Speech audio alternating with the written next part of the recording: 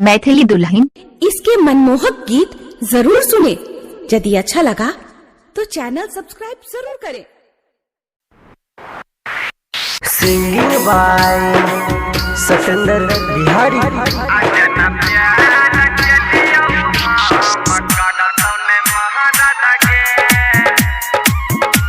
Recording by Sajni films. जाय छ तू छोड़ के एक अडै छै जाना सरद आदा के। जाय छ तू छोड़ के एक अडै छै जाना सरद आदा के। अजना प्यार के लियो हम करतौ नै महादादा के। अजना प्यार के लियो हम करतौ नै महादादा के। जाय छ तू छोड़ के एक अडै छै जाना सरद आदा के। जाय छ तू छोड़ के एक अडै छै जाना सरद आदा के। अजना प्यार के लियो हम करतौ नै महादादा के। अजना प्यार के लियो हम करतौ नै महादादा के।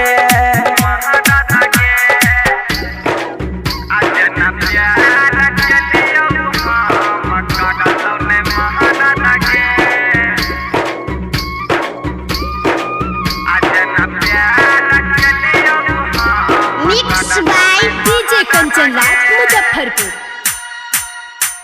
भूला जाई बैठे हारा जाई भातारा से मिल के।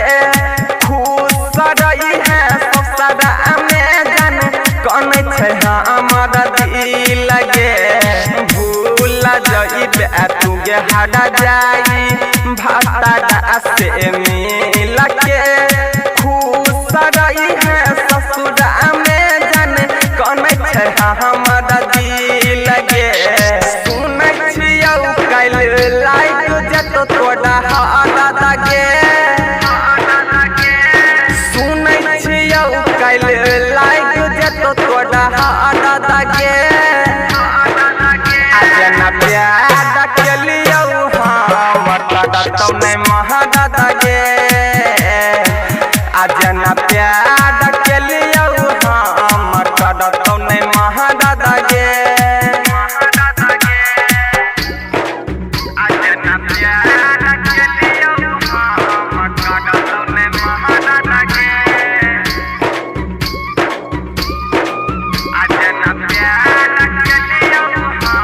Mix by DJ Kanchan Raj Muzaffarpur. जइबे भातारा संगे डोली पर बैठ के जान गया अपन ससुरहबा।